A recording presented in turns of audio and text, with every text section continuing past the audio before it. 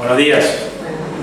El guitarrista estaba un poco mal, pobre Fede, lo dejo acá enfrente de todo, pero el guitarrista le erró algunas notas, mi señora se estaba riendo del guitarrista, ¿podés creer?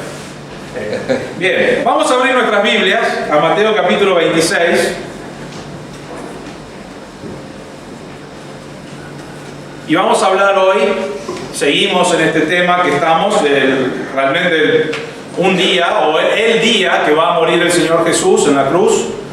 Y estamos en la noche, más o menos alrededor entre las 12 de la noche y las 3 de la mañana, del mismo día que va a morir Jesús. Y hemos estado mirando esto ya por unas semanas. Pero hoy vamos a hablar sobre realmente uno de los pasajes que a veces más nos sorprende de la palabra de Dios. Y vamos a hablar específicamente de Pedro. Cuando yo menciono Pedro, quizás conoces a Pedro, era el líder de los discípulos. Él es uno de los líderes de la iglesia de Jerusalén, pero todavía no. Él es alguien que pasó 3 años y medio con el Señor y aprendió del Señor, pasó tiempo con el Señor, y realmente siempre cuando hablamos de Pedro pensamos, siempre se mandaba macanas, ¿no es cierto? Si había alguien que podía mandarse una, era Pedro, ¿no? Bueno, en este caso, Pedro cae a lo más bajo que puede caer una persona delante del Señor. Y no vemos este pasaje como algo negativo. Si bien fue negativo en la vida de Pedro, Dios usó esto para obrar en Pedro, para que vaya de lo más bajo en su vida espiritual y decisiones que había tomado que son incorrectas, a glorificar a Dios con su vida y ser usado en gran manera más adelante compartiendo el Evangelio, especialmente en Hechos capítulo 2, que es Hechos sigue a los Evangelios. Pero lo que vamos a ver acá en este día es que Dios perdona el pecado. Ahora, cuando digo que Dios perdona el pecado, no significa que yo debo salir y pecar, ¿no es cierto? No significa que yo puedo hacer lo que quiera porque igual Dios me perdona. Pero sí, la Biblia habla de un Dios que perdona pecado. Dios perdona el pecado. Es el único que puede perdonar el pecado. Vos podés hacer 1000 cosas, entre comillas, para Dios. Y vos podés, por ejemplo, venir a la iglesia, que estamos contentos que estás aquí, ¿no es cierto? Pero eso no va a sacar tu pecado de tu vida. Vos podés diezmar o ofrendar. A muchos no les gusta esa palabra. Nosotros hablamos de ofrendas para glorificar a Dios con nuestras ofrendas, porque eso es lo que la Biblia enseña. Pero si ofrendás para solucionar tu problema de pecado, no va a pasar nada, vas a seguir con tu pecado, porque tus ofrendas, tu adoración, no es suficiente para sacar el pecado. Ser una persona buena, es bueno ser una persona buena, ¿no? Es algo que ojalá todos tuvieran eso como su meta, de ser buenos y de ser amables y de ser cortés con otra gente. Qué lindo sería vivir en un mundo así. Pero aun si todos fueran buenos, no soluciona el problema de pecado. Porque el pecado es parte de cada uno de nosotros. Dios dice que nacemos en pecado. Y no solamente nacimos en pecado, sino que cuando tuvimos la primera oportunidad de pecar, pecamos. Y la Biblia dice, nacemos en pecado y somos pecadores porque esas son las acciones que nosotros tomamos. Lo más importante del pecado es que nuestro pecado nos separa de Dios. ¿Saben que hay una cosa que Dios no puede hacer? ¿Sabían eso? A veces decimos, Dios puede hacer todo menos una cosa. Estar en la presencia de pecado. Él no puede estar, o el pecado no puede estar en la presencia de Dios. Dios, nos dice la Biblia, que es un Dios santo. Y la palabra santo, si hoy lo malinterpretamos y lo mal usamos, la palabra santo significa separado, diferente. Y la idea de esa palabra no es que Dios es un santo, como nosotros tenemos la tendencia de pensar, es Dios es separado ¿de qué? Del pecado. Entonces, yo tengo pecado, yo soy un pecador, nací en pecado, peco. Dios es santo, no puede estar yo no puedo estar en la presencia de Dios. Entonces Dios tenía que preparar un plan. El plan era que Jesús iba a venir a morir en la cruz por nuestros pecados. Y que al creer que Cristo murió y que fue sepultado y que resucitó al tercer día en victoria sobre la muerte. Cuando crees en eso, que Él tomó tu lugar, te arrepentís de tu pecado, crees, Él hizo eso por mí, la Biblia dice que podés ser salvo, que serás salvo. ¿Qué significa eso? Significa ahora que soy justo delante del Señor. ¿Por qué? ¿Porque lo merezco? No, porque Cristo hizo todo por mí. ¿Qué es lo que está haciendo ahí? Dios está perdonando el pecado. Y ahora yo puedo tener acceso a Dios, que no podía tener antes. Esto es todo modo de introducción, ya sé que estoy bien metido ahí al principio, pero lo que quiero marcar es esto. Dios es un Dios que perdona el pecado. No para que nosotros vivamos el pecado, sino para que nosotros podamos tener una relación personal con Dios y acceso a Dios y adorarle de verdad, de corazón, porque Él mandó a Cristo a morir por nuestra maldad, por nuestro pecado. Y cuando creemos, pasamos a tener justicia delante de Dios. Ahora, pensaba en esto, ¿y qué es el regalo más grande que Dios nos puede haber dado? Y la respuesta es el perdón de pecado. El perdón de pecado. Ahora, Dios, hay un montón de cosas que Él ha hecho por cada uno de su creación, pero el perdón de pecados es el regalo más grande que Él nos ha dado. Sin el perdón de pecados, no habría salvación. ¿No es cierto? Si yo no puedo tener perdón de pecados, no puedo tener acceso a Dios, no hay salvación. Estoy condenado en mi pecado. ¿Cuál es la paga, dice la Biblia, del pecado? La muerte, el infierno. El infierno existe, es más, hemos estado estudiando Mateo y Jesús habla del infierno más que cualquier otra persona en toda la Biblia, porque hay un infierno. Y Él dice, sin el perdón de pecado no habría salvación, estaríamos todos dirigidos al infierno sin solución. La segunda cosa es, no habría una relación personal con Dios, que ya marqué eso. Dios no podría tener una relación personal conmigo o con vos. ¿Por qué? No puede estar en la presencia de pecado. Entonces, si no había perdón de pecado, no podrías tener una relación con Dios. No habría forma de entrar al cielo. Ahora, Dios podría haber armado otra manera de entrar al cielo, pero Él no lo hizo. Él dijo, este es el plan. Y si no hubiese habido perdón de pecados, no podríamos ir al cielo. Voy a decir esto, ya que hay perdón de pecados, la Biblia dice que para la persona que sus pecados son perdonados, es justo delante de Dios, va a vivir toda una eternidad en el reino de los cielos, glorificando a Dios, sirviendo a Dios, viviendo para Él, disfrutando de una relación personal con Dios. Si no hubiese habido perdón de pecados, no habría una forma de entrar al cielo. Y último, si no hubiera perdón de pecados, no habría forma de terminar con la culpa que causa el pecado. Esa culpa, en la mayoría de nuestras vidas, esa culpa fue lo que nos llevó a creer en Cristo, a pedir perdón al Señor por nuestro pecado y a creer en Él. Porque nuestra culpa, si nosotros tratamos de solucionar nuestro pecado, no hay nada que podemos hacer para solucionarlo. No importa la obra que haga, no puedo tener perdón de pecado por mí mismo. Y esa culpa queda en mi vida. Y vivo con esa culpa. Y hoy, la mayor parte del mundo vive con la culpa de su pecado. Pero Cristo murió por el pecado y la culpa del pecado. No significa que no hay consecuencias de tu pecado, porque hay consecuencias del pecado, pero significa que la culpa de tu pecado, Cristo la pagó. Y ya no necesitas estar sintiéndote culpable por lo que Dios ya ha hecho. Entonces, todo eso pasa con el perdón de pecados. Sin el perdón de pecados no podríamos tener estas cosas. Pero Cristo, o Dios realmente, es un Dios que perdona el pecado. Y mandó a Cristo para perdonar el pecado, para pagar por la deuda del pecado, que vamos a estar mirando en las próximas semanas. Para que vos y yo podamos tener hoy perdón de pecado. Quiero mirar algunos pasajes que hablan sobre Dios.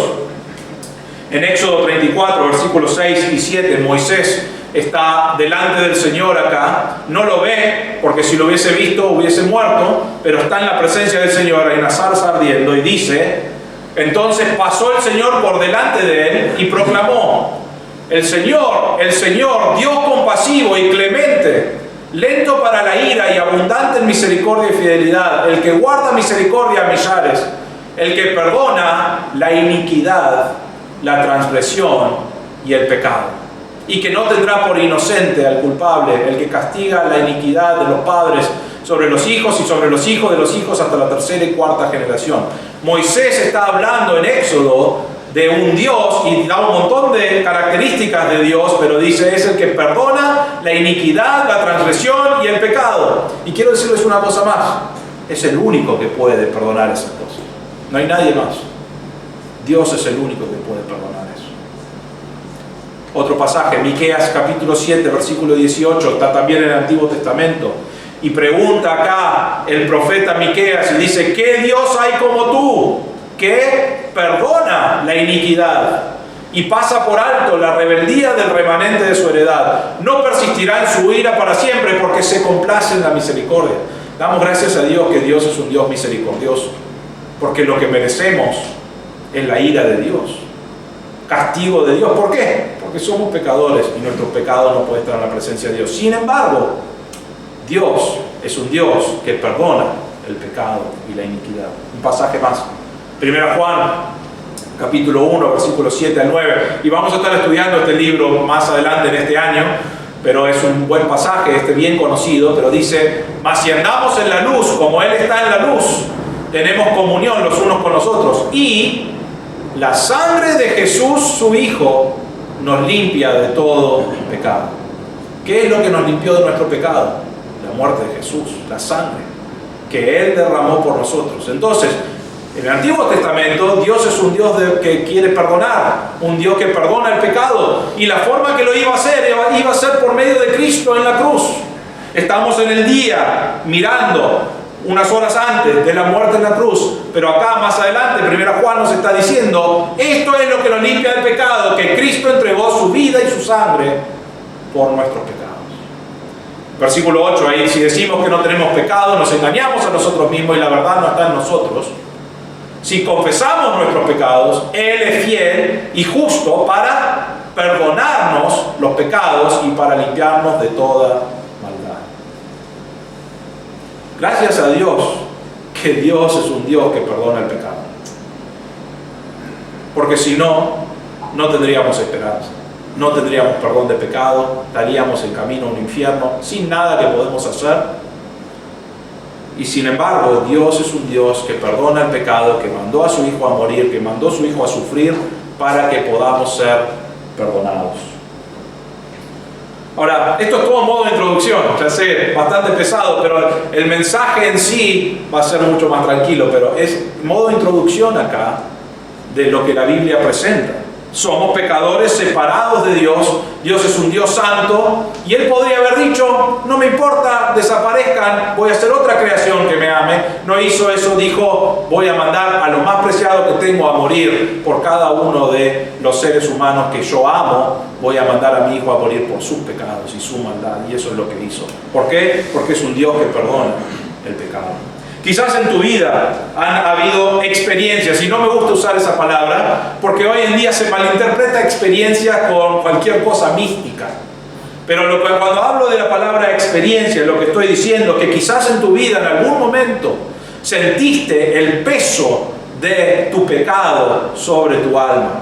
Llegaste a un punto en tu vida y dijiste, no puedo más con mi pecado. Eso es lo que quiero hablar acá con la palabra experiencia. Quizás en algún momento dijiste, soy pecador, me doy cuenta de que estoy haciendo mal, y viniste quebrantado delante del Señor y dijiste, Señor, perdóname. Me arrepiento de mi pecado, creo que Cristo pagó todo, perdóname. La Biblia dice que si crees eso serás salvo. Esta experiencia de la que hablo es la experiencia que llegó Pedro en su vida. Eso es lo que vamos a mirar en este momento. Él venía, todo bien, él estaba esperando que el Señor venga y reine y él esté al lado de él para poder gobernar y reinar con el Señor Jesús. Y no prestó atención a su vida espiritual, no se acordó las cosas que el Señor le compartió. Realmente él vivió, hizo lo que quería, se hacía el fuerte, porque dijo, 3 horas antes, dijo, Señor, yo voy a morir por vos. Estoy dispuesto a morir, no va a pasar nada, pero estoy dispuesto a morir. Y en estas 3 horas después cayó en pecado de no confiar en Dios, de hacer lo que él quería, de tener miedo. y tuvo una experiencia realmente que lo llevó a un punto donde no podía más. ¿Qué es esa experiencia? Bueno, vamos a leer el versículo, Mateo 26, versículo 58, y después vamos a ir al versículo 69 al 75. Versículo 58 dice: y Pedro le fue siguiendo de lejos hasta el patio del sumo sacerdote, y entrando se sentó con los alguaciles para ver el fin de todo aquello. Versículo 69. Pedro estaba sentado fuera en el patio, y una sirvienta se le acercó y dijo: tú también estabas con Jesús el Galileo. Pero él lo negó delante de todos ellos, diciendo: no sé de qué hablas. Cuando salió al portal, lo vio otra sirvienta y dijo a los que estaban allí: este estaba con Jesús el Nazareno. Y otra vez él lo negó con juramento: yo no conozco a ese hombre. Y un poco después se acercaron los que estaban allí y dijeron a Pedro: seguro que tú también eres uno de ellos, porque aún tu manera de hablar te descubre. Entonces él comenzó a maldecir y a jurar: yo no conozco a ese hombre. Y al instante un gallo cantó. Y Pedro se acordó de lo que Jesús había dicho: antes que el gallo cante, me negarás 3 veces. Y saliendo fuera lloró amargamente. Ahora, si recuerdan, la semana pasada miramos que había un juicio ilegal.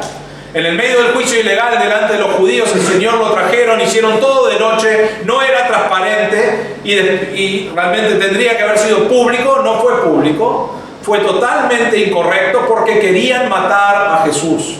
Y inventaron un montón de cosas y buscaron testigos para poder traer algo que pueda poner a muerte a Jesús. En el medio de todo eso encontramos a Pedro. Esto está sucediendo en la casa de Anás y después en la casa de Caifás, lo que miramos la semana pasada, el juicio ilegal. Y ahora está Pedro y nos dice que Pedro, en el versículo 58, nos dice que está en el patio del sumo sacerdote Caifás. Entonces Pedro está en el patio, probablemente había un fuego allí, son las 12 de la noche, 1 de la mañana, algo así, está sentado ahí, nos dice el versículo 58 que él le está siguiendo al Señor de lejos, está en el patio, probablemente puede ver algunas cosas que están sucediendo en las ventanas o algo así de la casa de Caifás, lo que está sucediendo con Jesús. Versículo 58 dice, al final, se sentó con los alguaciles para ver el fin de todo aquello. Ahora, los alguaciles eran los soldados del templo. Si recuerdan, miramos que cuando fueron a arrestar a Jesús, había más o menos 1000 personas que fueron, 600 soldados romanos, soldados del templo también, los del Sanedrín, y estimamos más o menos que había 1000 personas que fueron a arrestar a Jesús. En este caso ya los soldados romanos ya volvieron a lo que llamamos el Fuerte Antonio, que está a unas cuadras realmente de allí, y volvieron ya porque dijeron, bueno, ahora los soldados del templo pueden cuidarlo, y eso es lo que es la palabra alguacil. Entonces, ellos están todos ahí afuera, Jesús está siendo interrogado, están haciendo todo este juicio ilegal, y Pedro dice, quiero estar cerca, quiero ver qué sucede. Y está sentado en este fuego con estos alguaciles, que son los soldados del templo. Versículo 69. Perdón, y vemos, la primera cosa es la primera negación. Ahora, una cosa que necesito decir de este pasaje de la vida de Pedro. A veces, he escuchado esto, hay personas que dicen, Pedro realmente no era salvo. Porque si él hubiese sido salvo, no hubiese negado a Dios, ¿no es cierto? No hubiese negado a Jesús. Y algunos dicen eso porque dicen, no puede ser que alguien cristiano niegue a Jesús. Yo diría que es al revés, el pasaje está mostrando lo bajo que cae una persona cuando está en pecado y confiando en su propia fuerza, y lo que está remarcando este pasaje es el gran amor de Dios en perdonar a Pedro, que es lo más bajo que podía llegar. Ahora imagínense y pensemos en eso, pasó 3 años y medio con Jesús. 3 años y medio aprendiendo de Jesús, amaba a Jesús, lo conocía a Jesús, Jesús lo conocía a él. Y él ahora va a negarle. Realmente, no es solamente va a decir no lo conozco, sino es yo no tengo nada que ver con él, no voy a morir por él como él dijo que iba a hacer. no quiero saber nada con este hombre. Y va a hacer 3 negaciones, que es lo que el Señor dijo que iba a hacer. Pero creo que lo que marca no es que Pedro no era salvo, sino que era salvo y que Dios está restaurándolo porque Él perdona el pecado. Entonces, en vez de remarcar que él no era salvo, remarca el gran amor de Dios para nosotros. ¿Qué significa eso para mí? Significa que aun cuando estoy en lo más bajo de mi vida, cuando estoy en pecado, quebrantado, mal, a veces sin una solución a qué voy a hacer, Dios te ama. Y Dios es un Dios de perdón.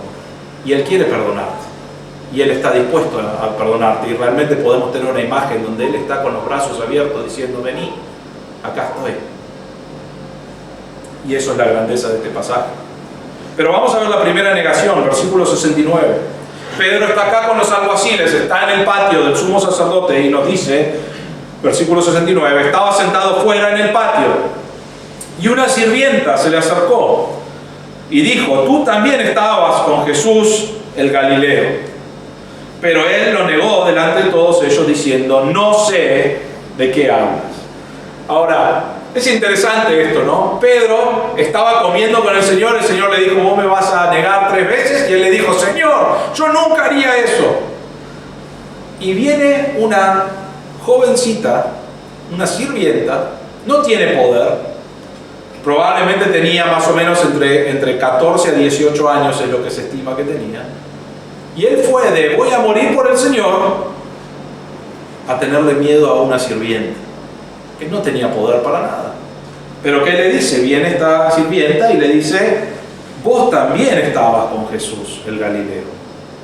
Ahora, algunas cosas para notar ahí. Estamos en Jerusalén. La gente de Jerusalén no miraba bien a los galileos. Los galileos eran como del campo, ¿no es cierto? No, nada en contra de la gente del campo, pero saben cómo piensa la ciudad de Buenos Aires. A veces con gente del campo es como: bueno, ustedes son del campo, es mucho más tranquilo. Y los del campo dicen: ustedes son de ahí, los porteños, ¿no es cierto? Son así, asá, y tienen razón, los dos tienen razón.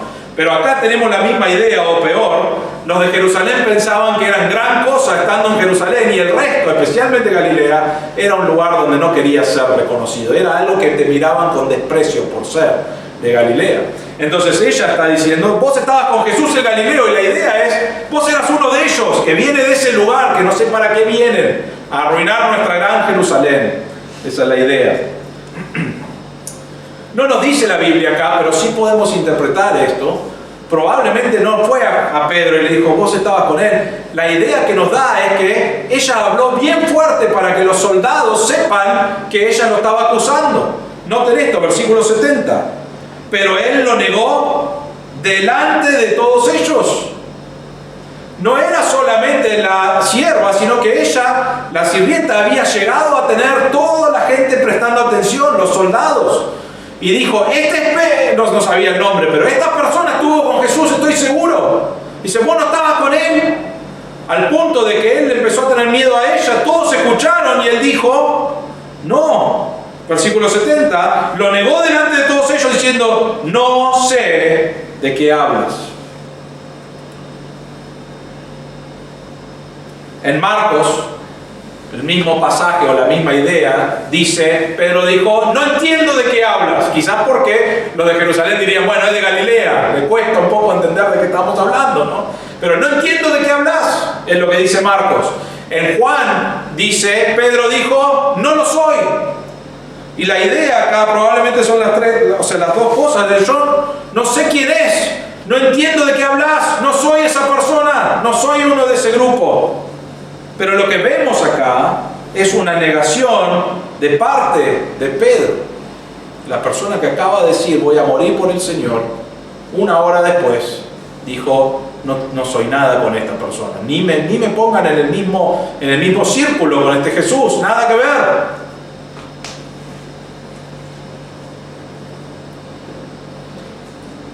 La segunda negación, versículo 71. Cuando salió al portal, lo vio otra sirvienta y dijo a los que estaban allí: este estaba con Jesús el Nazareno. Versículo 72. Y otra vez él lo negó con juramento: yo no conozco a ese hombre. Habían 2 lugares que podías ver de noche. No sé si hacía mucho frío, pero había dos lugares que podías conseguir o tener un poco de calor. Uno era el fuego ahí en el patio del sumo sacerdote, y el otro era lo que llamamos el portal, que realmente era un pasillo que te llevaba a la puerta principal. ¿Y por qué era más caluroso ahí? Porque frenaba el viento. Esa era la idea de ese pasillo. Entonces ahí es donde está en ese portal. Entonces estaba con la gente del fuego y estaba ahí, y la sirvienta lo acusa y dice: yo no lo conozco, yo no tengo nada que ver con esta persona. Y probablemente no se levantó enseguida para irse, porque si no hubiese quedado al descubierto que estaba mintiendo. Entonces se quedó un rato y después se fue. Dijo: voy a ir a un lugar más escondido donde no hay un fuego, voy a ir al pasillo al portal. Llega al portal y nos dice el 71, lo vio otra sirvienta, de misma edad, pero otra sirvienta, y dijo a los que estaban allí: este estaba con Jesús el Nazareno. Esta persona estaba, yo estoy seguro, ahora es de noche, quizás no ves bien, pero dice: esta persona estaba con Jesús. ¿Y qué le dice? Versículo 72. Pero y otra vez, él lo negó, pero ahora lo hace con juramento. Y dice: yo no conozco a este hombre. Ahora, antes mintió una vez, dijo: no soy. Ahora mintió, es una doble mentira, ¿no es cierto? Nosotros, cuando era chico, quizás algunos lo hacen ahora cuando son grandes, pero no quiero preguntar, pero cuando era chico y jugábamos, ¿qué decíamos para que te crean? Decías: te lo juro, ¿no es cierto? Te lo juro por, no sé, por lo más preciado, ¿no?, que tengas. Y buscabas algo más preciado para que te crean. Y normalmente era una mentira cada vez que jugabas ese juego, ¿no? Te lo juro por fulano, pero tenía los dedos cruzados, tenía los pies cruzados, no sé, siempre inventábamos algo, ¿no es cierto? Pero Pedro acá está diciendo: te juro, para decir una doble mentira en este caso, pero está diciendo con juramento: te juro que no soy parte de Jesús. Te juro que no lo conozco a este hombre. El juramento más grande que podían hacer los judíos era: te juro delante de Dios, y normalmente hacían eso. Es más, en el versículo 63 de Mateo 26, cuando el sumo sacerdote lo está mirando a Jesús, le dice: hace juramento, dice: te conjuro por el Dios viviente que nos digas si tú eres el Cristo. La idea de ellos siempre, para que sea un juramento que sea creíble, normalmente era decir: te juro delante de Dios que es así. No nos dice la Biblia si él hace ese juramento, pero la idea que nos da es que él hace algo para que le crean. Y probablemente, era muy probable que sea un juramento delante de Dios. Y le dice: delante de Dios te juro que yo no conozco a ese hombre. Una doble mentira de Pedro.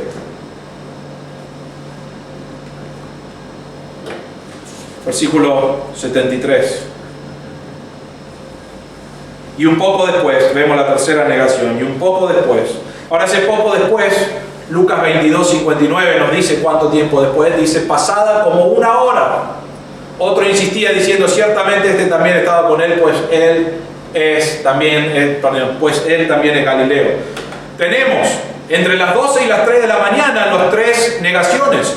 Pasaron dos, ahora pasó casi una hora entre la segunda y la tercera. Estamos una hora más, ya cerca de las 3 de la mañana. Y volvemos acá al versículo 73 y dice: un poco después se acercaron los que estaban allí y dijeron a Pedro: seguro que tú también eres uno de ellos, porque aún tu manera de hablar te descubre.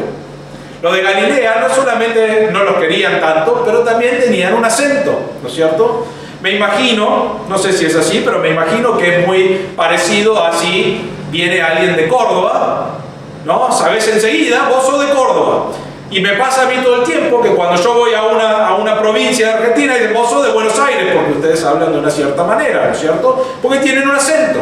Y el Galileo probablemente tenía el mismo acento, parecido, un acento que los marcaba como alguien de Galilea. Y entonces acá dice: un poco después se acercaron a Pedro y dice: vos también sos uno de ellos, porque tu acento, no sos de Jerusalén, así que debes ser de Galilea, de donde vino Jesús. Sos uno de ellos que estaba con el Señor. Versículo 74. Entonces nos dice: él, Pedro, comenzó a maldecir y a jurar: yo no conozco a ese hombre. La palabra maldecir es la palabra katathematis en griego, y lo que significa es pronunciar, perdón, lo tengo acá, lo que significa es que Dios te mate si estás mintiendo. Eso es lo que significa. Entonces Pedro ahora, si juró o no por Dios en la segunda vez, en la tercera está diciendo: o sea, que Dios me mate si estoy mintiendo. ¿Qué tendría que haber pasado en ese momento? Tendría que haber muerto, porque estaba mintiendo. Pero él usa eso, y la palabra maldecir, eso es lo que significa. Y después nos dice que también juró, que es la palabra omnu, y significa asegurar que está diciendo la verdad.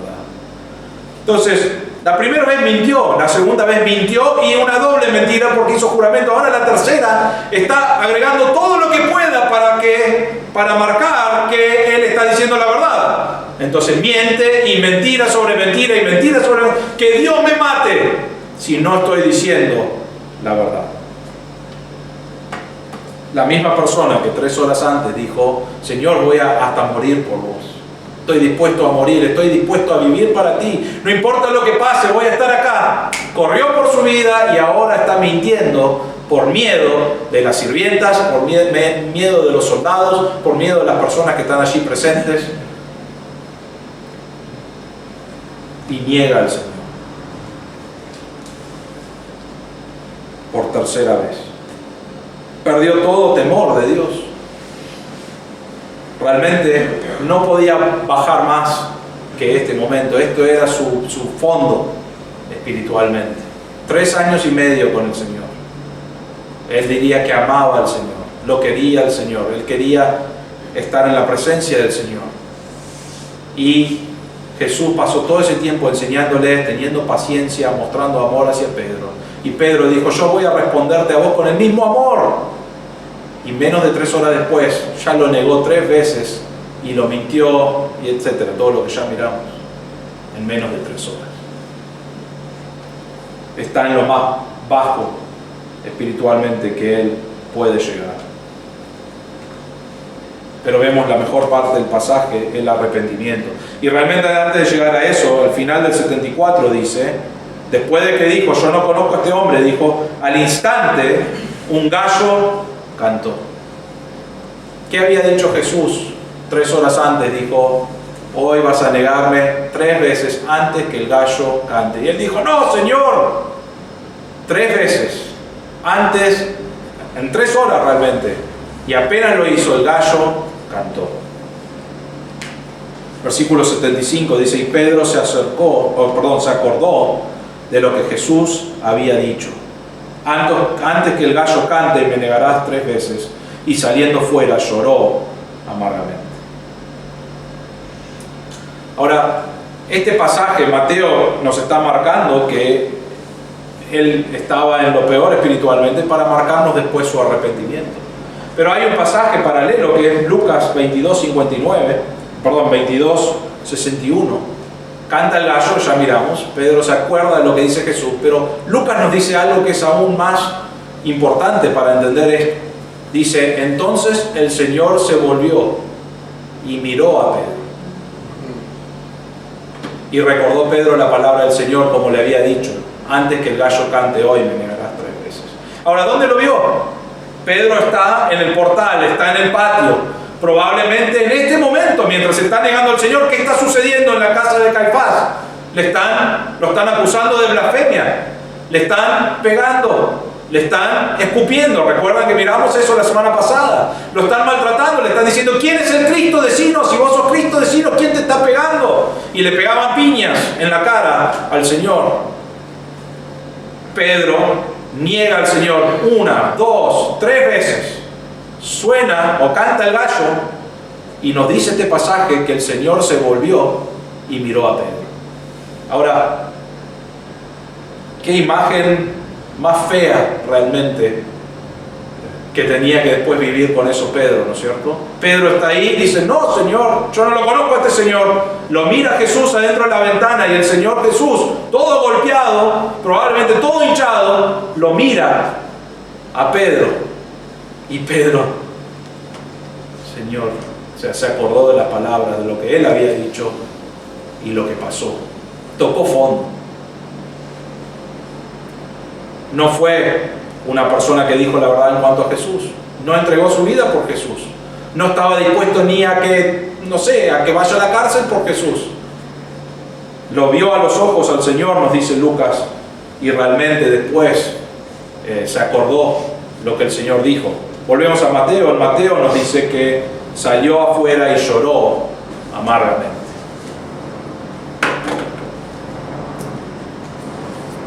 Ahora, la palabra acá, llorar amargamente, y lo vamos a ver en un momento, pero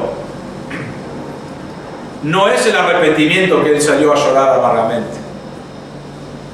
Él se dio cuenta de lo que hizo y el resultado fue que lloró amargamente. Pero ¿cómo sabemos, por ejemplo, qué diferencia hay? Y vamos a mirar esto un poco la semana que viene, pero ¿qué diferencia hay entre Judas, que entregó al Señor y después nos dice que tenía remordimiento por lo que hizo, y Pedro, que negó al Señor y después llora amargamente? Porque a algunos les gustaría decir, bueno, Judas también se arrepintió y el Señor lo restauró. Creo que la diferencia es esto, y vamos a mirarlo un poco más la semana que viene, pero en Lucas 22:32, el Señor le está hablando a Pedro, esto es antes de que él lo negara, y le dice: yo he rogado por ti, para que tu fe no falle, y tú, una vez que hayas regresado, fortalece a tus hermanos. El Señor no le dijo eso a Judas. ¿Por qué? Porque Judas nunca había creído en el Señor. Él recibió el mismo ofrecimiento, si podemos decir, del perdón de pecados. Judas recibió lo mismo, pues todo igual que Pedro, pero Judas lo rechazó. Pedro lo aceptó. Y el Señor dice: no solamente lo aceptaste, sino que yo estoy orando por vos para que no falles. No es para que no caigas en pecado, porque sabía que iba a caer, pero para que tu fe no falle. Y dice: una vez que hayas regresado. ¿Regresado de dónde? De estar en lo más bajo espiritualmente en su vida. ¿Qué es lo que nos está diciendo este versículo? Este versículo nos está diciendo: va a haber una restauración, va a haber una obra en la vida de Pedro, se va a dar cuenta de su pecado y él va a decir: ahora voy a vivir por el Señor. Y dice: una vez que regreses, fortalece a tus hermanos. Hay un proceso, la Biblia no nos muestra ese proceso, o un poco, pero no a full, pero nos muestra un cambio en la vida de Pedro, donde fue de lo más bajo que podía a ser uno de los grandes hombres que Dios va a usar para comenzar la iglesia del Nuevo Testamento.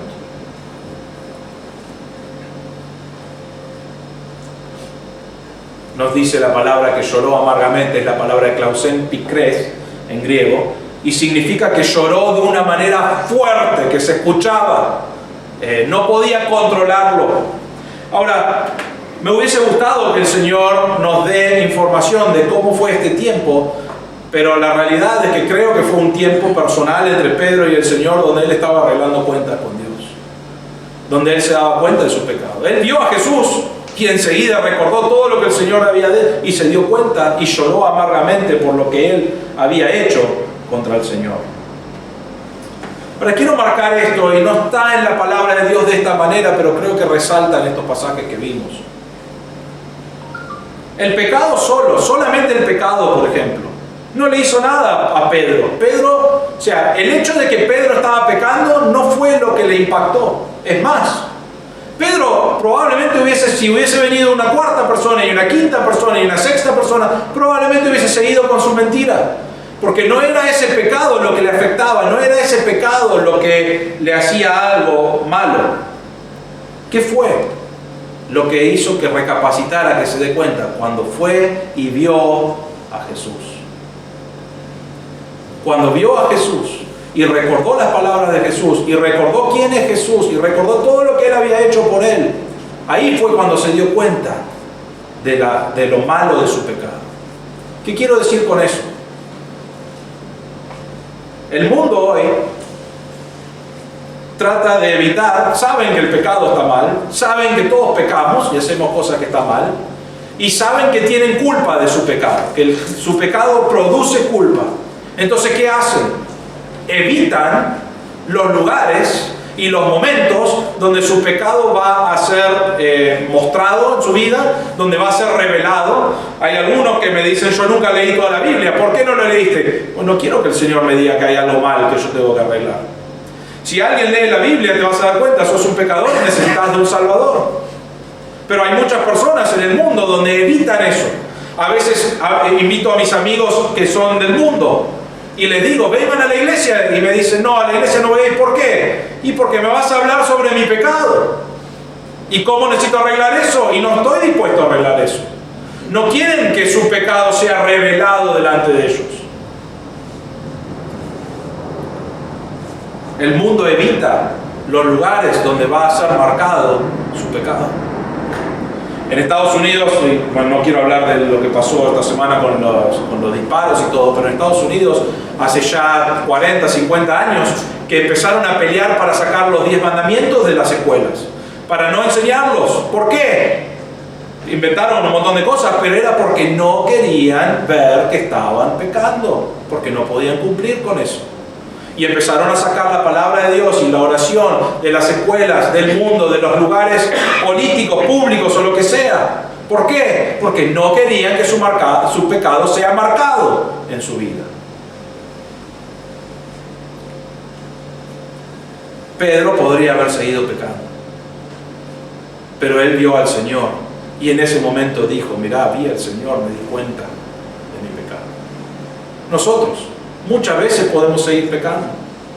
Y a veces pecamos y estamos como insensibles, digamos, o estamos como, bueno, duros a que el Señor obre en mi corazón. ¿Y qué es lo que cambia eso? Y esto es lo que quiero decir. Cuando vemos quién es Dios y quién soy yo. Cuando vemos que Dios es grande, todopoderoso, soberano, sin pecado, sin mancha, sin nada malo, y veo mi vida. Yo puedo seguir pecando, puedo actuar como que todo está bien, pero cuando veo la grandeza de Dios y veo mi vida, y aún en la grandeza de Dios lo que Él hizo por mí, hace una obra en mi corazón donde digo, perdón, Señor. ¿Qué es lo que estoy diciendo? Nuestro pecado parece pequeño o parece que realmente no es pecado, hasta que te das cuenta que Dios, que es el Dios santo, el Dios perfecto, Él dice es pecado. Y cuanto más conocemos a Dios y más aprendemos de Dios y vemos quién es en lo grandioso que es, más nos damos cuenta de nuestra maldad y nuestro pecado delante de Él. Entonces, ¿cómo sé que soy un pecador? La Biblia me lo dice. Pero ¿cómo sé que soy un pecador? Porque cuanto más aprendo de Dios, más me doy cuenta que no entiendo por qué me salvó. Más me doy cuenta de que no soy nada, porque Dios es un Dios grande. ¿Qué quiero decir con esto? Queremos exaltar siempre quién es Dios. No exaltamos acá a quién es el pastor. ¿Saben por qué? Porque si habláramos, y no estoy pidiendo testimonio, sabrían que yo me equivoco, que yo peco. Porque el pastor no es perfecto. Entonces no exaltamos al pastor, no exaltamos a los líderes, no exaltamos a las diferentes personas acá. Queremos exaltar a Dios. ¿Por qué? Porque cuando exaltamos a Dios y vemos quién es Dios, cuando vemos ese reflejo, Dios es así, me doy cuenta de que yo no soy como Dios y necesito ser como Dios. Y obra en mi corazón. No nos dice la Biblia todo esto, pero Pedro pasó un momento con el Señor donde se dio cuenta de quién era Jesús, de su poder, y se dio cuenta de lo que Él hizo. Y lloró amargamente y dijo, Señor, me doy cuenta de mi pecado, ya está. Lloró amargamente. ¿Qué hago ahora probablemente? ¿No? Se olvidó que Jesús iba a resucitar, porque lo escuchó 4 veces, pero nunca le prestó atención, no lo entendió. Está ahí llorando y dice, no puedo creer que le hice eso al Señor y me vio y yo lo vi. Y realmente esa imagen debe haber quedado acá grabado en la mente y el corazón de Pedro.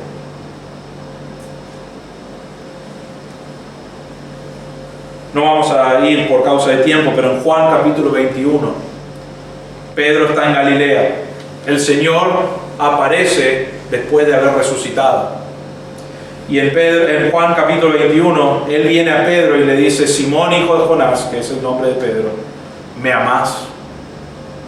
Ahora, él ya lo había negado 3 veces.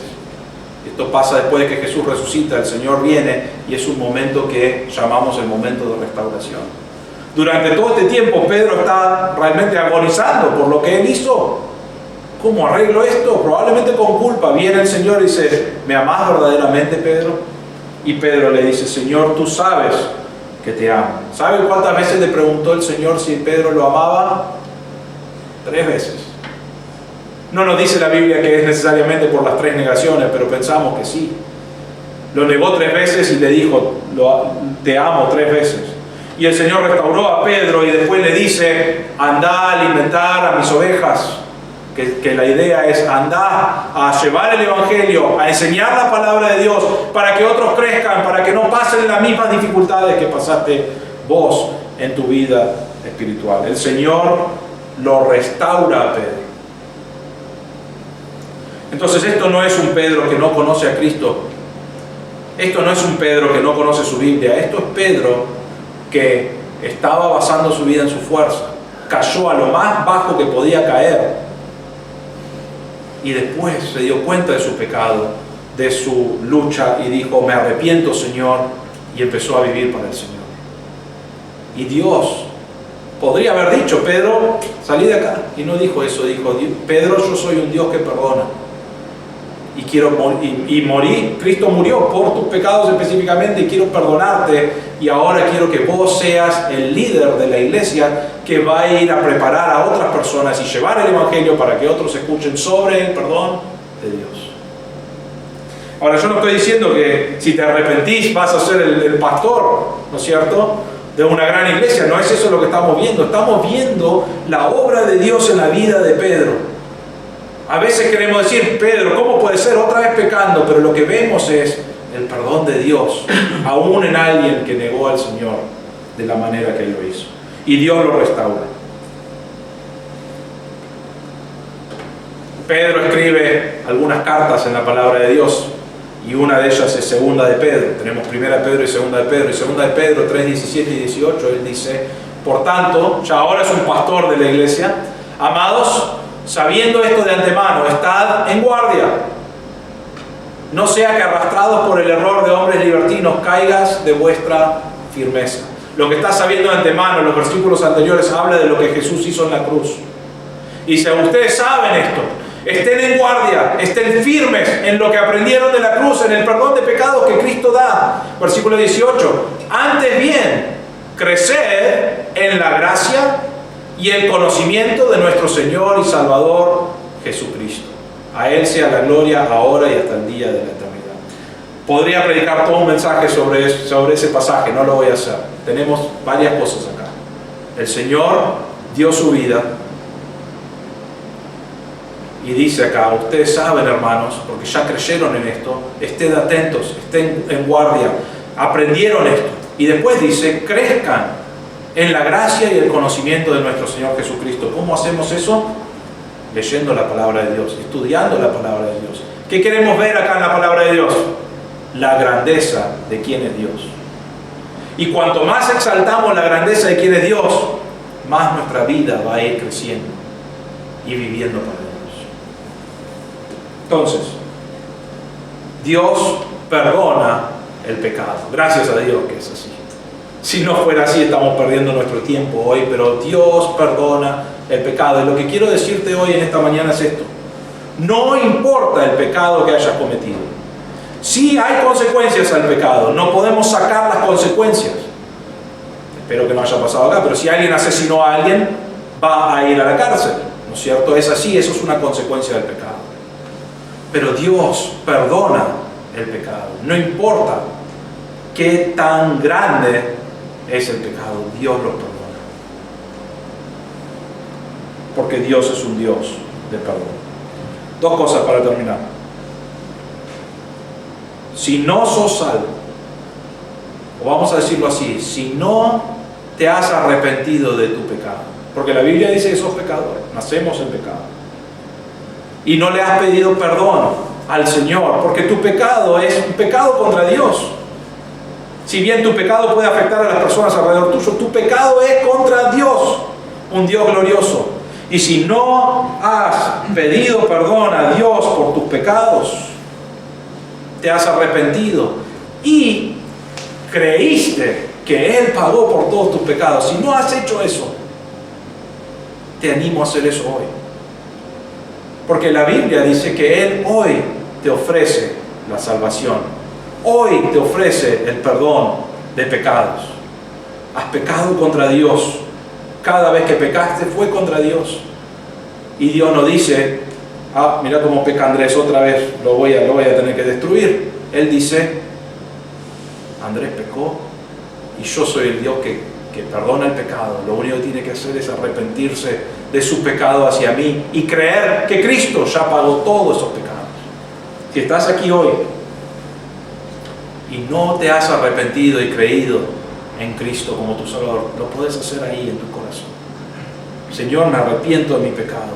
Me doy cuenta que mi pecado es hacia un Dios santo. Y me doy cuenta que Cristo murió por mis pecados, por todos mis pecados. Creo. Y la Biblia dice que si crees, serás salvo, serás limpio, serás justo delante de Dios, serás perdonado. Qué grande que es Dios. ¿Crees en Cristo como tu Salvador? ¿Has pedido el perdón de Dios y por consecuencia ser perdonado por Dios? Espero que sí, no esperes para hacer eso. Hermanos, si sos perdonado, si ya has pedido perdón, si ya has creído en el Señor, Dios te perdonó por medio de lo que Cristo hizo en la cruz. Ahora, Él quiere que vivas para Él. Él quiere que dejes de pecar. Él quiere que obedezcas su palabra. Él quiere que dediques tu vida a glorificarle, no porque te perdonó el pecado, sino porque Él es Dios.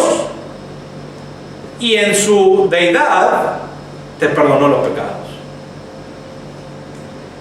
Entonces, hermanos, si conoces a Cristo como tu Salvador, si has recibido su perdón, sos limpio, sos santo, sos justo, sos perdonado. Y ahora podés vivir y obedecer a Dios y lo que Él quiere para tu vida. Entonces la pregunta para vos, el desafío de este mensaje es: ¿estás obedeciendo a Dios con tu vida? Eso es lo que Dios quiere. Eso es lo que Dios demanda realmente. Él no tenía que salvarte, Él no tenía que perdonarte, pero lo hizo. Y lo hizo para que vos puedas vivir para Él.